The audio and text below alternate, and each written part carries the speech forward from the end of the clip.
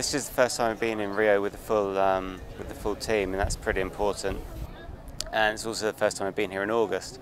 So we got the test event starting this week. It's going to be the first proper test and the first real opportunity that we get as a team to learn about the venue and what's going to be required in 2 years' time.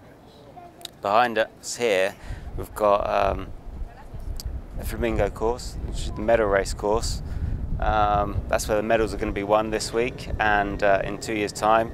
In the middle of the bay we have the Escola Naval course 4. That's where the windsurfers are going to be doing much of their racing. Beyond that there's another race course, and then out in the bay there's another 2. The difficult thing sailing here is, I know we all talk about it, we all say it's really hard, really difficult, and everyone looks at the photos and say, oh, it looks beautiful, it's beautiful. It is beautiful, it's very, very hard. So we're standing on Sugarloaf now, and the wind predominantly blows through the gap from the southeast. So we have one race course down here, one race course in here. When the wind blows through that gap, you have a lot of high mountains to my left over there, and then you have a lot of high mountains. You see Jesus Christ in the distance. The wind has to get past those mountains, so it bends. As the wind comes around, it bends like you'd imagine water bending around a bay. When that wind hits the water, it can be quite unpredictable as to what it's going to do. So it blows through this gap, and then it blows through this gap. And if you're on a race course, you don't know where the wind's going to come next. So we're very much, we play the percentage game, and you kind of guesstimate everything.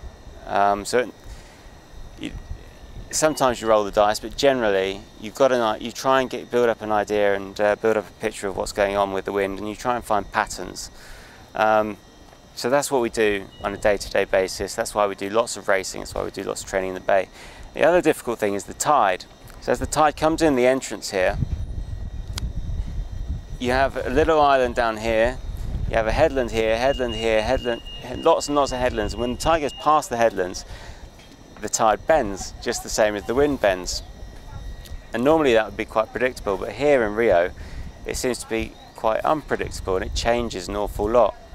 So where normally the tide would be very easy for us to get our head around, here it seems to be quite sporadic and not exactly as it should be. And all it means is we need to spend more time in the venue and more time trying to pick up some visual clues of what's going on, and really just building up a picture of exactly what's happening underneath us and what's happening with the wind. I mean, 2 years out from the games, it's all about learning, but you know, I am competitive and I race because I'm competitive and I race to win. So for sure it's about performing. It always is. You know, I don't leave the beach thinking, oh, I'm just gonna see what I can learn today. You know, you leave the beach trying to do your very best, but for sure it's certainly about learning, picking up some lessons, picking up anything that's going to help us understand this venue better than the next person. And we've got a pretty good handle on that at the moment as a team. We've got some fantastic people around us helping us do that, and you know, we have the best team, the best coaches, and you know, we have a very passionate team of people. I like Rio, yeah. I mean, what's not to like? It's beautiful. It has its challenges, you know.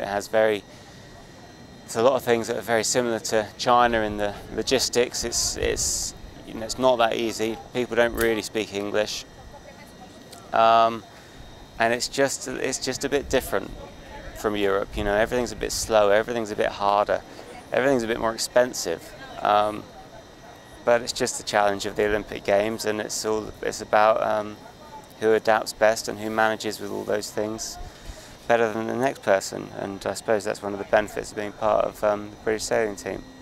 When I come up here on Sugarloaf and I look down on the race courses, you know, I totally have a bit of a moment and think about the Olympics and, you know, what it would be like, and you kind of imagine performing well and kind of putting everything together. But it just, I don't know, when I look down there, it just gives me just gives you a bit of motivation, and just keeps everything real, and you know, just clarifies what you're doing and why you're doing it, it's going to be difficult, and it's just a case of taking one day at a time and making sure we make it happen.